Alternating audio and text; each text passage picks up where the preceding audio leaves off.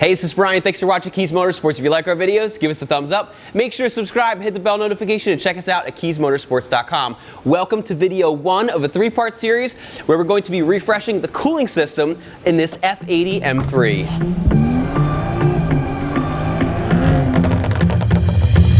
In today's video, we're going to show you how to install the CSF Charge Air Cooler, which is going to replace the factory Charge Air Cooler.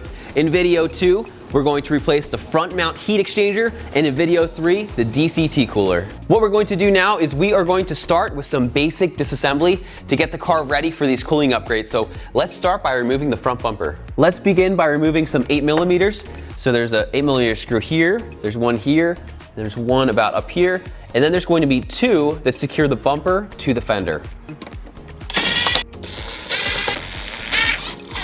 There's 1, and there's 2. Now do the exact same thing to the other side. Now what you want to do is take that 8mm and remove all of the 8mm screws from underneath the bumper. At this point, we have removed all of the 8mm screws from each side, from underneath, and then there's 2 very small pieces of underbody paneling right under here. It's held in by 3 additional 8mm screws. We removed that, so now what we can do is remove this weather stripping and remove these Torx bits along the top. Now what we can do is remove the 6 T30s and then the 2 T25s. Now as you'll notice, this car has PDC and also side cameras. So what we need to do is reach in here, disconnect the top PDC, then we'll disconnect the side camera. We'll just let them hang down there. And then we have our main PDC harness down here. You just squeeze on the sides and lift that up just like that. And on the other side, disconnect your PDC and then your side camera. Now what we can do is slide the front bumper away from these little clips right here, just like that. Then what you want to do is just very carefully make sure that the ends are released. And you can just very carefully grab the bumper and slide it off just like that, and always make sure that you have a safe place lined up for the bumper.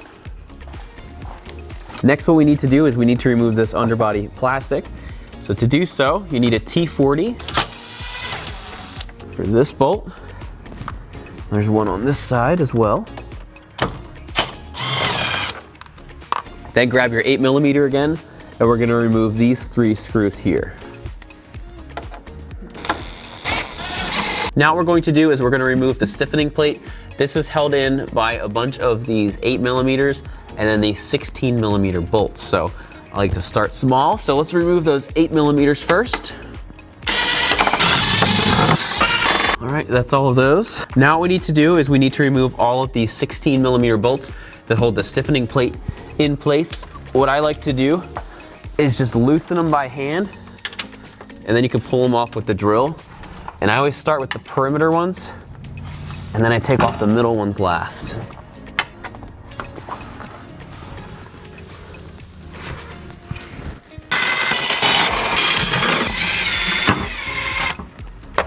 Once you've done that, just grab this tray, pull it out of the way. What we're going to do in a minute is we're going to drain the coolant. What we need to do first is release the vacuum by removing the cap to your expansion container right there. And then what I like to do is I like to just set it on top so that it can still breathe, but no junk gets in there. Then over here, this is our auxiliary coolant pump.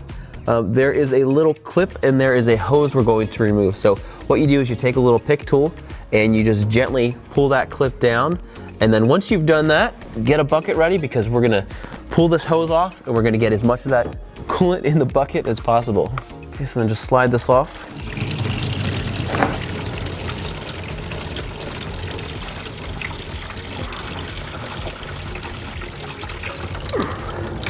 Now with the coolant drained, what we can do is we can lift up on this motor cover. Let's carefully slide this out of the way. Then what you can do is take a 6mm and just very carefully unscrew your charge pipes. 1, there's 2. Once you've loosened these 2, just very carefully Just disconnect your charge pipe, just like that. Then you can do the exact same thing on the other sides. So again, just be very careful. Just pull it off, just like that. Perfect. Next, what we're going to do is we're going to remove this connection right here. So to do that, you press down on this little gray clip, and that'll slide right off. Next, what we're going to do is we are going to remove the other charge pipe on the other side. Again, we're going to use that 6mm. Just take it very slow. Now, because of where this charge pipe's located, it's very difficult to get your hand down there. The best way is to make sure that the clamp is super loose.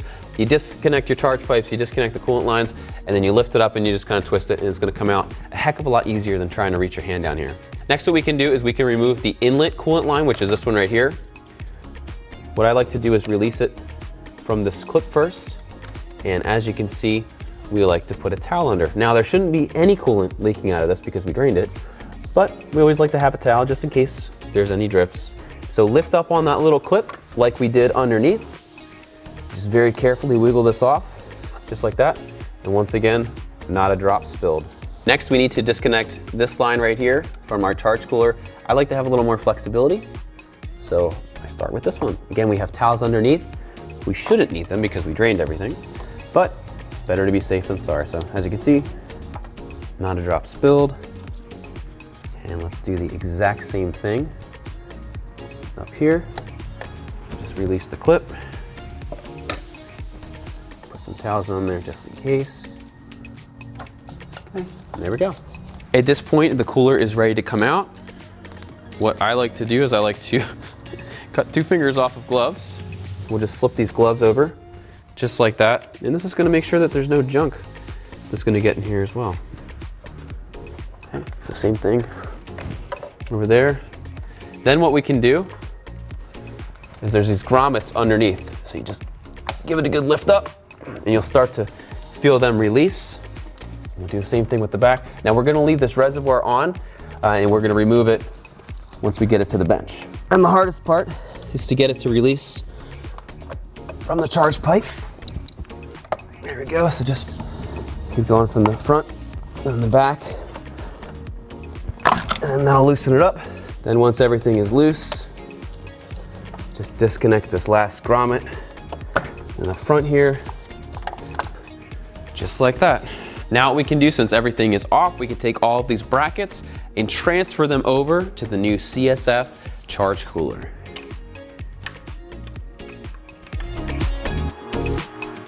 Okay. And then remember, when you transfer it over, you want to make sure that you're using the hardware that's provided, because this is machine and this is plastic.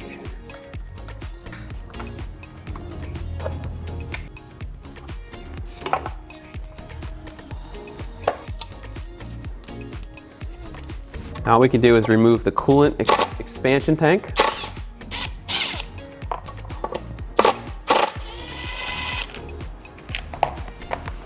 There's a little compression fitting over here, so just take some pliers. What I like to do is squeeze it, just relocate it temporarily. Okay, there we go. Now what we can do is take our coolant expansion tank and get it set up on this side over here. Put the line under there. We're gonna put this little piece of plastic in this grommet, like so. We'll take that off. Plug that in. Move our compression fitting back over, just like that. And what we can do is take our nuts and bolts, just slide them through here. And tighten these up.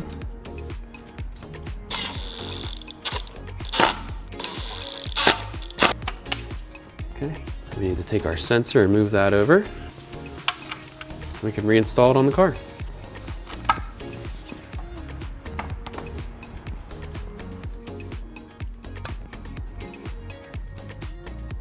Here we can see the CSF Charge Air Cooler and the OEM side by side.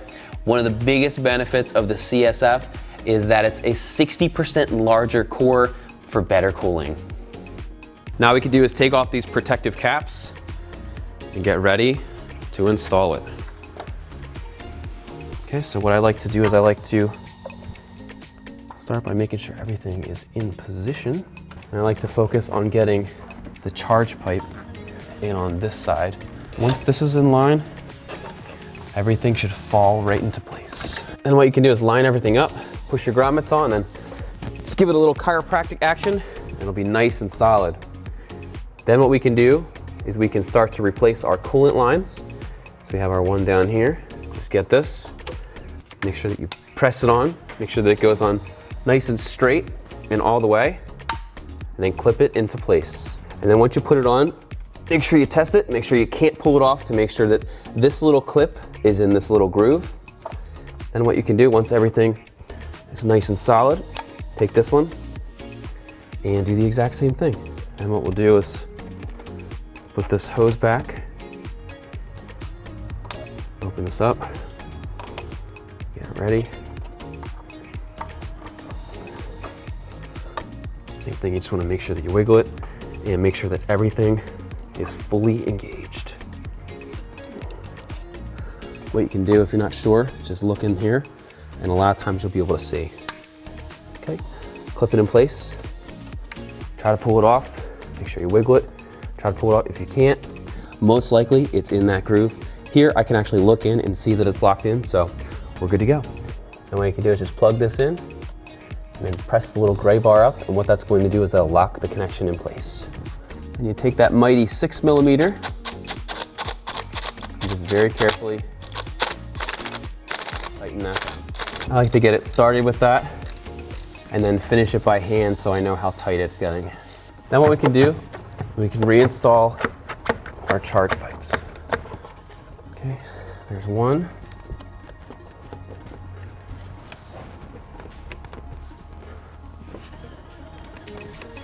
There's two. Then you can tighten these clamps back down. At this part of the process, the CSF Charge Cooler is fully installed, and as you can see, it looks incredible, especially in that matte black. Now, if you are finishing at this point, be sure to connect your auxiliary water pump underneath the car. That's that hose that we disconnected, and also put everything back together. Then you can fill it with coolant and also distilled water and bleed your system. But we're not stopping there. Stay tuned for video 2, because we are going to be installing the CSF front mount heat exchanger. So be sure to be on the lookout for that video. If you haven't done so already, be sure to give us a like, make sure to subscribe, hit the bell notification, and check us out at kiesmotorsports.com for all of your BMW retrofit, performance, and aesthetic needs. Once again, my name is Brian. Thanks so much for watching, and have a great day.